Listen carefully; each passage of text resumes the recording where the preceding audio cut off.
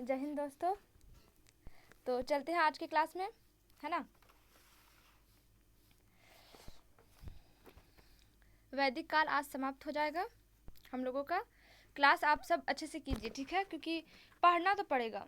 जितना ज़रूरी इंसान को ऑक्सीजन की होती ना, उतना ही ज़रूरी पढ़ाई की होती है।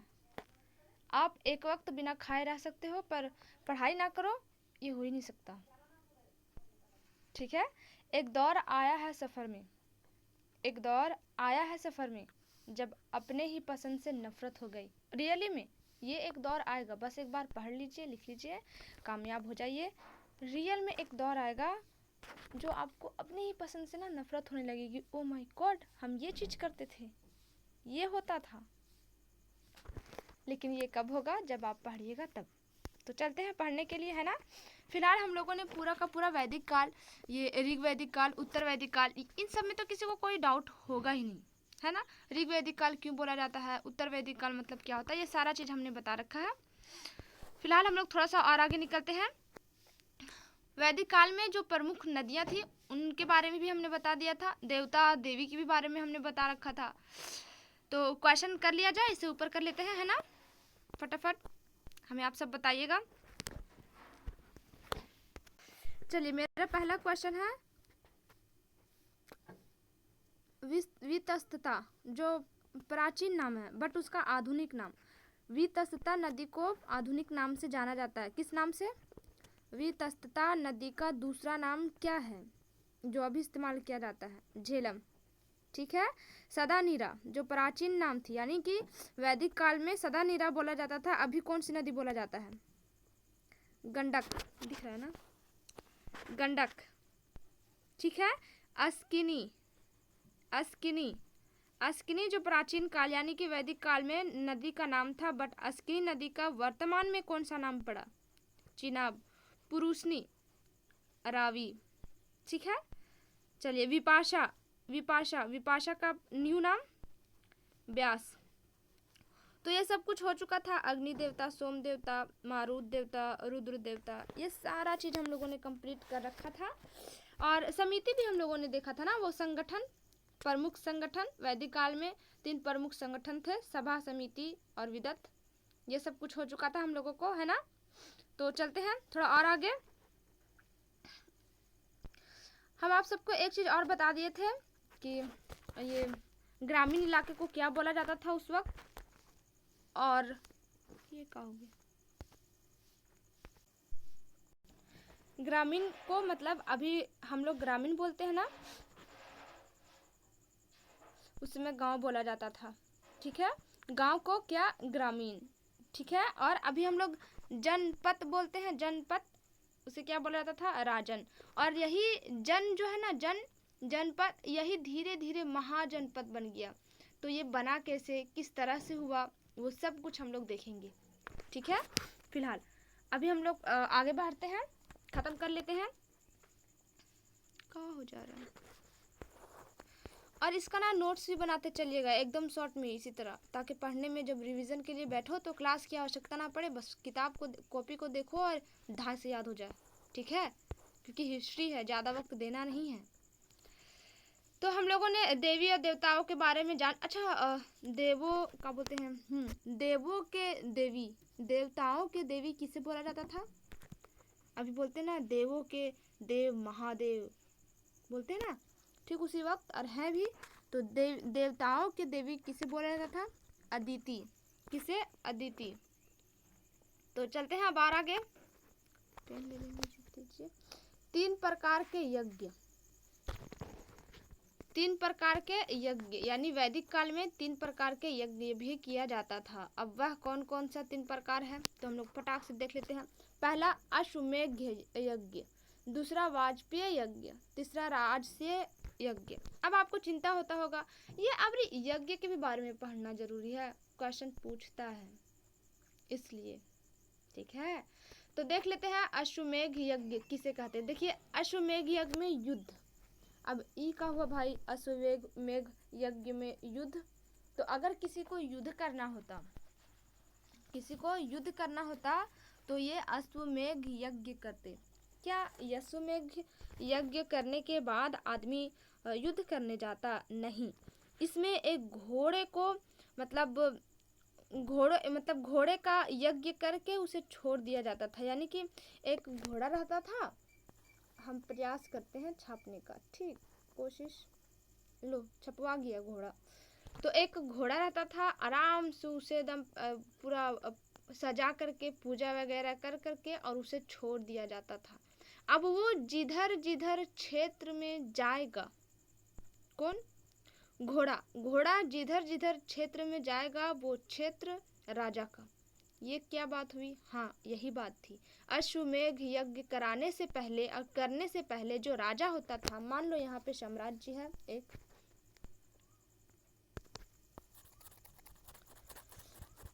और दूसरी भी साम्राज्य है इधर। अब ये राजा शक्तिशाली था, ये राजा, अब इसे चाहिए ये वाला साम्राज्य, ये साम्राज्य चाहिए। अब वो क्या करे?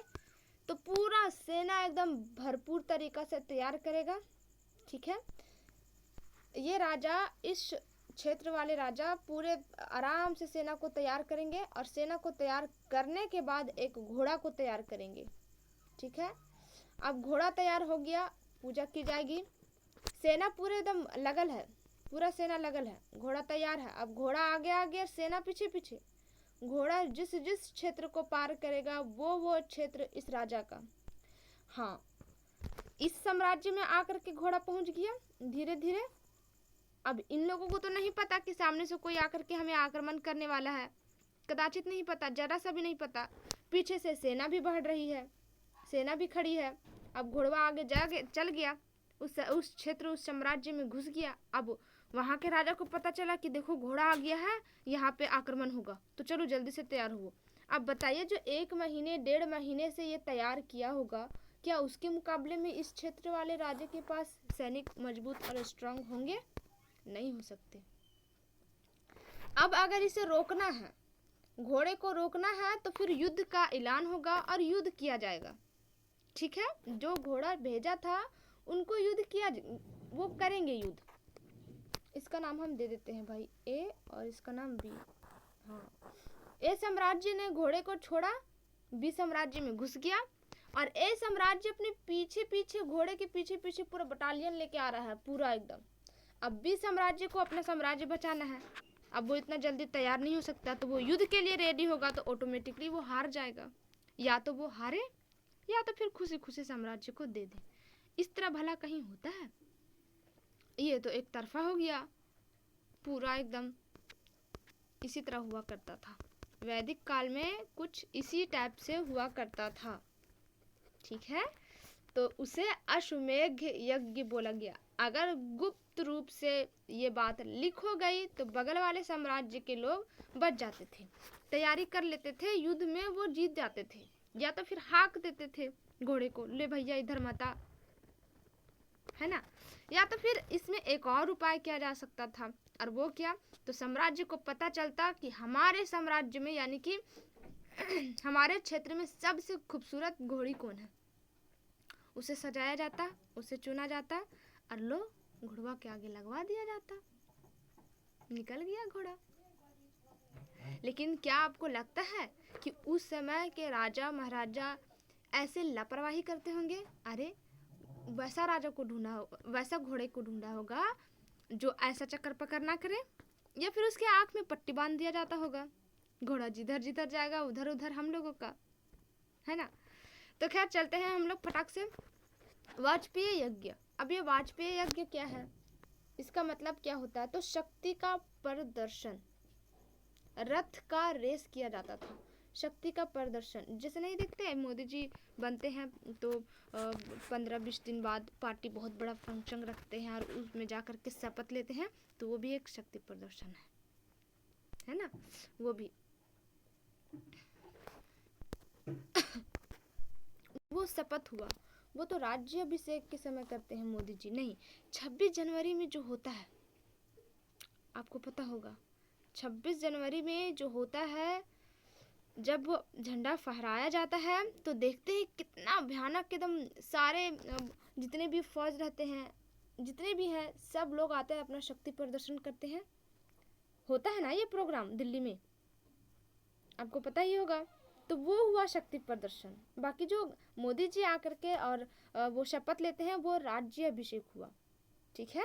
तो शक्ति प्रदर्शन जब कोई राजा महाराजा बन जाता एकदम, उसका हो जाता, राज्य अभिषेक हो जाता, तो वाजपेयी यज्ञ कराता और शक्ति प्रदर्शन कराता। उसमें रथ और शक्ति प्रदर्शन करने का तरीका, तो रथ का रेस, रथ आपको पता ही होगा रथ क्या है क्या नहीं है, तो उसका रेस किया जाता, उसे क्या कहते हैं, तो वाजपेयी यज्ञ।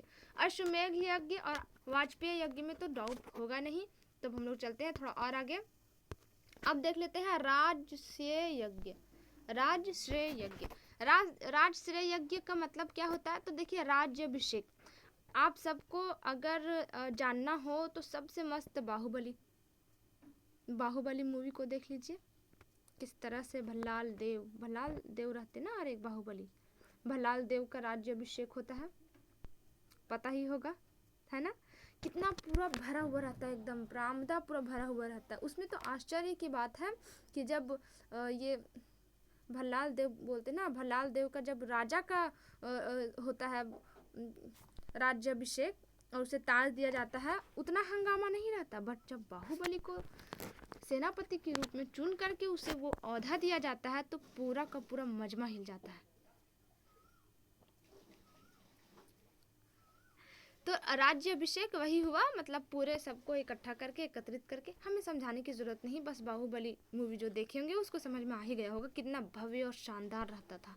वो जो बाहुबली जो क्षेत्र दिखाया जाता है ना, वो भी 16 महाजन पदों में से एक पद है, एक महाजनपद है। देखिएगा हम लोग जब 16 महाजनपद पढ़ेंगे ना तो पता चलेगा वो भी हकीकत था। हाँ, वो स्टोरी कहानी कुछ आगे पीछे हो सकती, बट वो क्षेत्र उतना शानदार, उतना भयानक, वो राजपाट, वो हकीकत है, ठीक है। तो फिलहाल चलते हैं हम लोग। तो 3 प्रकार का जो यज्ञ था वो कंप्लीट हुआ हमारा, अश्वमेध यज्ञ, वाजपेयी यज्ञ और राजश्रेय यज्ञ। अब चलते हैं थोड़ा दर्शन की तरफ। अच्छा, आप सबको डाउट होता होगा ना कि ये दर्शन क्या है। कुछ नहीं है, एकदम डाउट करने की कोई बात ही नहीं है, बिल्कुल भी नहीं। दर्शन मतलब जीवन के अनुभव को, जीवन के अनुभव को, मतलब महात्मा आदमी लोग जो उपदेश दे गए हैं, जिसमें महात्मा बुद्ध, ठीक है, अपना उपदेश आखिर दे गए हैं ना, तो जो जीवन के अनुभव को वो जिए हों और उस अनुभव को लिखे हों, बस उसी को हम लोग दर्शन कहते हैं, ठीक। किसी को दर्शन में कोई प्रॉब्लम नहीं होनी चाहिए, जिसको हम लोग क्या बोलते हैं, फिलॉसफी। हमने ज़्यादा लिखा नहीं, दर्शन को ही दूसरा नाम क्या होता है इंग्लिश में, तो वो फिलॉसफी। फिलॉसफी समझ में आ गया होगा आप सबको, है ना। तो भैया आप देख लेते हैं, उस वक्त भी फिलॉसफी थी। कितनी प्रकार, कई ठो था, 6 ठो, 6। और ये कहीं और की बात नहीं की जा रही है, ये हमारे भारत में, ये हमारे भारत का प्राचीन इतिहास है, ठीक है। तो भैया देख लेते हैं क्या को था, तो 6 ठो। अच्छा, आप सबको बताते हैं, एग्जाम्स में जब पूछा जाएगा तो ये षष्ठ दर्शन, षष्ठ दर्शन की चर्चा करें या फिर षष्ठ दर्शन कितने हैं, नाम बताएं, व्याख्या करें। तो अब इसमें जानने वाली क्या बात है, तो देखिए एक षष्ठ होता है, ठीक है, और एक षष्ठ होता है, षष्ठ, षष्ठ, षष्ठ मतलब 6 और षष्ठ मतलब 7। समझ में आ रहा है आप सबको। तो इसमें कंफ्यूज आइएगा नहीं, ठीक है, क्योंकि दोनों एक ही जैसा है, बस थोड़ा सा अलग है। तो इसीलिए षष्ठ, जहाँ षष्ठ वही 6, ठीक है, षष्ठ नहीं। चलिए, तो आप क्लियर है। अब चलते हैं फटाफट आगे। कौन कौन सा दर्शन है और दर्शन को लिखे कौन कौन है, यहाँ पे ये याद करना होगा। देखिए, हम जानते हैं वैदिक काल में कुछ ज़्यादा ही याद वगैरह, नदी का नाम भी याद रखना पड़ा हम लोगों को, फिर अभी दर्शन भी याद रखना पड़ रहा है। कोई बात नहीं, चलेगा, इतना याद नहीं कर सकते, है ना। तो फट से आ जाते हैं हम लोग। पहला दर्शन का नाम है सांख्य, सांख्य दर्शन। हम दर्शन नहीं लिखे, ठीक है, सांख्य दर्शन, दर्शन का नाम सांख्य दर्शन। सांख्य दर्शन के लेखक कौन है, तो कपिल, उस व्यक्ति का नाम कपिल। चलिए, व्यय, व्यय दर्शन, व्यय दर्शन के लेखक कौन है, रचयिता कौन है, तो गौतम। कौन, गौतम। उसके बाद आ जाते हैं योग, योग के लेखक कौन है, तो पतंजलि। आपको पता ही होगा, इसे याद करने के लिए तो योगी जी आपको पता ही होगा, और पतंजलि जो निकला है सब कुछ, पतंजलि टूथपेस्ट यानी दांत वो कोलगेट जिसे बोलते हैं, सब कुछ निकल चुका है ना।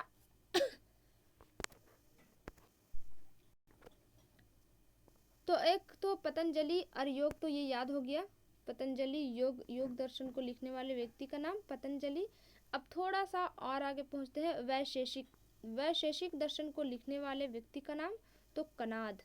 नाम क्या है, कणाद। वैशेषिक दर्शन को लिखने वाले कणाद। अब थोड़ा सा उत्तर मीमांसा, उत्तर मीमांसा, उत्तर मीमांसा जो दर्शन है वो कौन लिखे हैं, तो वादरायण।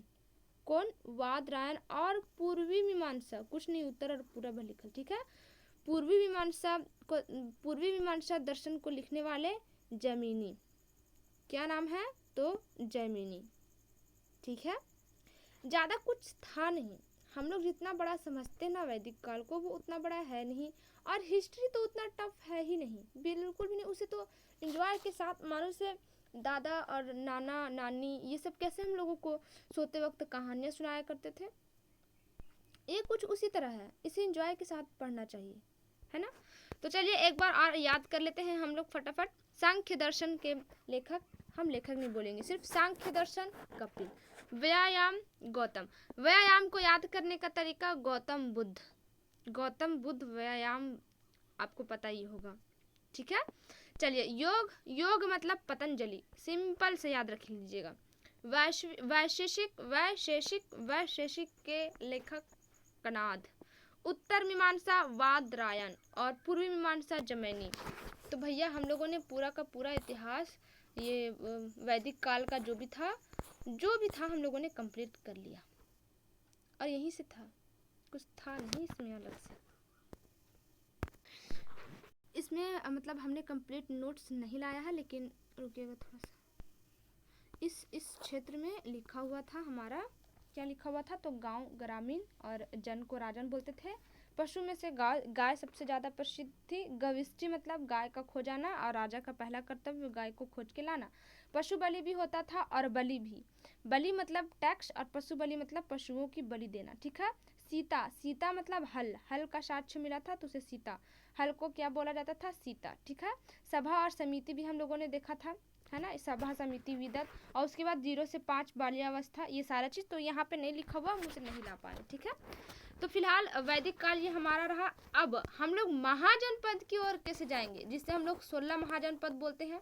आखिर कैसे जाएंगे, तो देखिए 16 महाजनपद, देखिए हम लोगों ने देखा आद्य ऐतिहासिक में, प्राग ऐतिहासिक में, कि किस तरह से पत्थरों का खोज हुआ, तांबा का खोज हुआ, किस तरह से वो जो कांस्य का खोज था वो किस तरह से हुआ, और कैसे कैसे करके सब कुछ हम लोगों को प्राप्त होता गया।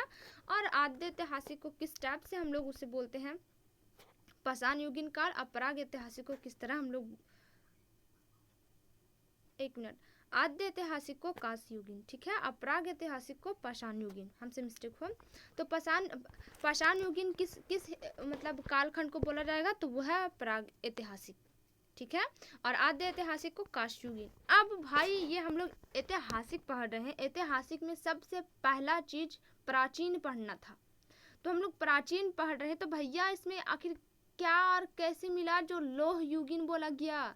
अभी तक हम लोगों ने देखा नहीं लोह का खोज कैसे हुआ, लोहा का, और कहाँ। तो भैया मैं बता देना चाहती हूँ आप सबको, उत्तर वैदिक काल में जब अतिरंजी खेरी एक स्थान है वहीं से लोहे की खोज हुई, तो उत्तर वैदिक काल की अर्थव्यवस्था पशुपालन के स्थान से कृषि पर आधारित हो गई। मतलब समझ रहे हैं आप सब, पता नहीं, हमने तो लेक्चर दे दिया, आप सबको रुकिए समझ में आ जाएगा, ठीक है। क्या हमने बोला, तो वैदिक काल मतलब वैदिक काल का भी समय चल रहा है, वैदिक काल की भी इतिहास चल रही है। तो वैदिक काल में एक स्थान था अतिरंजी खेरी, नाम क्या है स्थान का? अतिरंजी खेरी। वहीं पे सबसे पहले सर्वप्रथम लोहे की खोज की गई, वहीं पे मिला था हम लोगों को। क्या मिला था?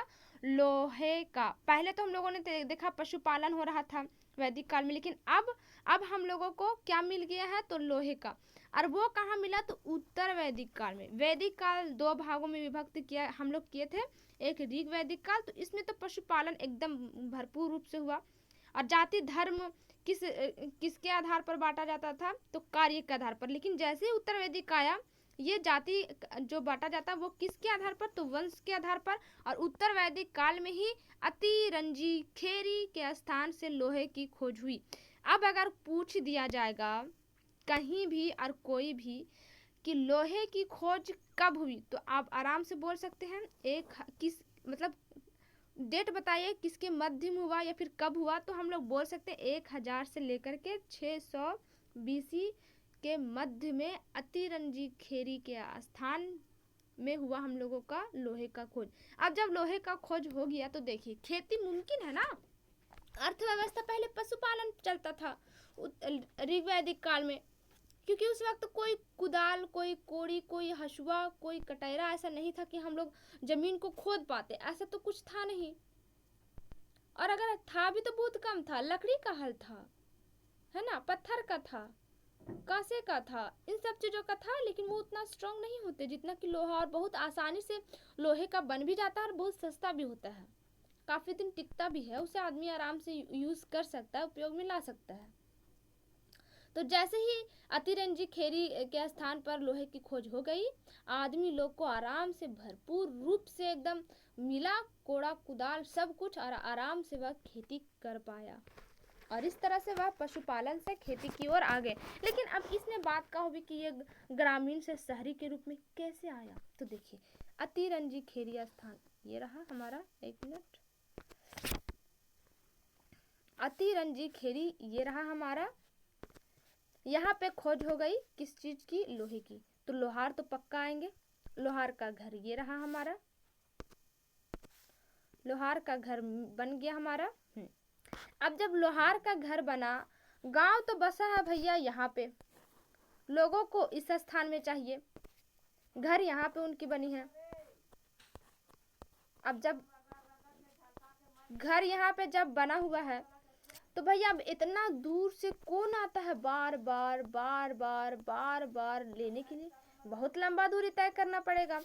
इसलिए लोगों ने क्या किया कि क्यों ना हम लोग जहाँ पे लोहे की खोज हो चुकी है वहाँ पे तो एक लोहरा चले ही गए हैं, हम लोग भी वहीं पे खोदते हैं और वहीं पे औजार बनाते हैं, हमारा भी इनकम होगा। गांव वाले सोचे कि भैया अब हम लोग इतना दूरी तय करके जाएंगे, बीच में कोनो चोर कोड़वा और कुदाल चोरा लेता है, उससे बेहतर हम लोग भी यहीं चले जाते हैं।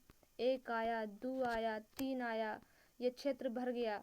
उसके बाद फिर से नया क्षेत्र तैयार हुआ, सटले से क्षेत्र तैयार हुआ, फिर यहाँ पे लोग आए और धीरे धीरे ये एक अब देखो ये भी आ गए, पूरा का पूरा भर गया, पूरा भर गया, रास्ता भी बन गया, रोड भी बन गया यहाँ पर मस्त। अब किनारे किनारे में पूरा का पूरा घर बस गया, पूरा का पूरा बस गया, सारे लोग आकर के रहने लगे। अब तो छोड़ दिए, अब जो यहाँ के लोग थे वो भी सट गया। अब देखिए, अब इसे, ये तो जन था ना, एक जनपद था ये इलाका। अब यह धीरे धीरे जनपद जनपद मिलते मिलते मिलते मिलते किस चीज की निर्माण हो गई? तो एक महाजनपद की निर्माण हो गई। किस चीज की? तो एक महाजनपद की निर्माण हो गई। धीरे धीरे इसी तरह करते करते बहुत बड़े इलाके में लोग बसने लगे और उस इलाके को गाइडलाइन करने वाले एक कोई राजा और महाराजा बन गए, है ना। तो इस तरह से जनपद यानी जन जन जन जन मतलब लोग मिल करके जनपद बना और जनपद मिल करके महाजनपद बना। ये भी एक जनपद है, ये भी एक जनपद है, ये भी एक जनपद है, ये भी एक जनपद है, सब एक ही में मिल गए सारे क्षेत्र, तो महाजनपद बन गया। तो लोहे की खोज हुई, इसीलिए जो जनपद था वो महाजनपद में तब्दील हो पाया, चेंज हो पाया। और इसी टाइप से सिर्फ 1-2 जनपद नहीं है, 16 एक दो महाजनपद नहीं है, 16 महाजनपद हम लोगों को मिलेगा भारत में। कितना? भारत में कुल कितना? तो 16 महाजनपद हुए हैं। और इसकी चर्चा कहाँ मिलती है भाई? ऐसी फसूद में आदमी तो नहीं बोल रहा, सबूत तो होंगी। हाँ थी और है। इसकी चर्चा बौद्ध ग्रंथ अंगुत्तर निकाय में मिला है। कहाँ? बौद्ध ग्रंथ अंगुत्तर निकाय में। लेकिन हम लोगों को ना अब इस समय तो सब कुछ हो रहा भैया, ग्रामीण से शहरी की ओर जा रहा, बट बीच में ही हम लोगों को पढ़ना होगा क्या? तो बौद्ध धर्म के बारे में और जैन धर्म के बारे में। अब ये क्या हुआ, कैसे हुआ? तो देखिए, हम सब जानते हैं जहाँ समाज में लोग गरीबी से अमीरी की ओर बढ़ रहे होते हैं, वहाँ कुछ अच्छाइयाँ भी होती है और कुछ बुराइयाँ भी होती है।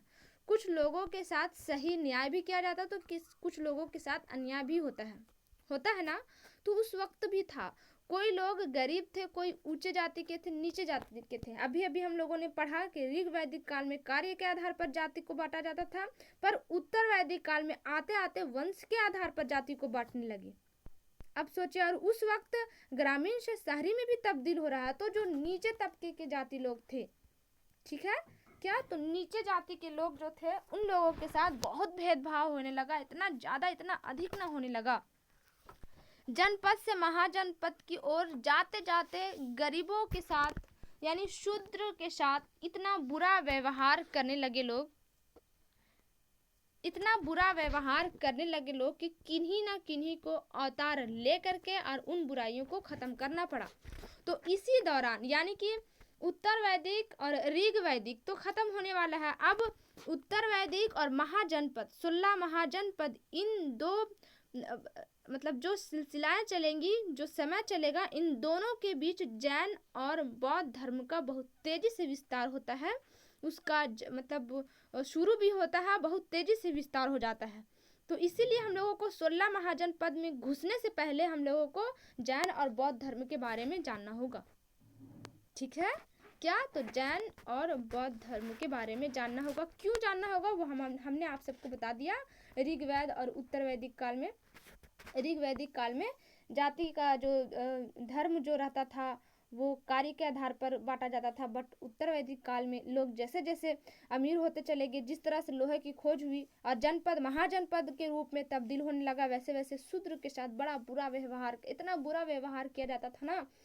अगर वो शूद्र जाति है, शूद्र जाति जो मूल निवासी रहते थे ना हमारे भारत के, उसी को ST SC बोला जाता है। वो मूल निवासी है हमारे भारत के, वह पहले से थे। बाकी जितने भी आए ना सब बाहर से आए हैं। जो ST SC है वो यहीं के हैं, बाकी सब बाहर से ही आए हैं। आप पूरा हिस्ट्री मैं पढ़ा आप सबको बताऊंगी, आप सब देख लीजिएगा। ठीक, तो उन लोगों के साथ इतना बुरा व्यवहार किया जाता था। मंदिर बनता था ना, मंदिर, तो बोला जाता था कि इस मंदिर रास्ते में पड़ रही है तो वो रोड से मत गुजरो, क्योंकि इस रोड में मंदिर है और आप अगर इस रोड से गुजर जाएंगे तो मंदिर अछूत हो जाएगा। क्या कभी ऐसा होता है? किसी भी ईश्वर को अपने औलाद से अछूतता होगी? नहीं, कैसे होगा? लेकिन ऐसा फैलाया गया और इतना ना सताया गया। और तो और जैसे में अमीर लोगों की पूजा हो रही है, तो अमीर लोग पहले आकर के दर्शन करेंगे, फिर नीचे वाले लोगों को आने के लिए मिलेगा। लेकिन जो शूद्र है, जो मजदूर है, उनको वो आप बाहर से ही देख लो, छोड़ो ना बाहर से, आपको तो मंदिर के रास्ते से गुजरना भी नहीं है, आप इतना अछूत हो। ये बात कहाँ तक सच थी? और इतना ज़्यादा ना हो गया कि मजबूरन महात्मा बुद्ध, महावीर जैन को आना ही पड़ा। तो इसीलिए, और वो बहुत सुधार किए। तो इसलिए अब हम लोग वैदिक काल पूरी रूप से ख़त्म हो चुकी और अब हम लोग देखने वाले हैं क्या? तो महावीर जैन और बौद्ध। हम लोग का सीक्वेंस बिल्कुल सही है। वैदिक काल के बाद 16 महाजनपद ही पढ़ना पड़ेगा, पर ये राजा महाराजा क्षेत्र के बारे में। बट इसके बीच में हम लोगों को धर्म के बारे में जानना होगा कि किस तरह से वो तेजी से बढ़े, क्या हुआ और ये क्यों पढ़ना पड़ रहा है, वो हम आप सबको बता दिए। ठीक है, तो चलते हैं, फिर मिलते हैं अगले क्लास में जैन और बौद्ध धर्म के साथ। तब तक के लिए जय हिंद।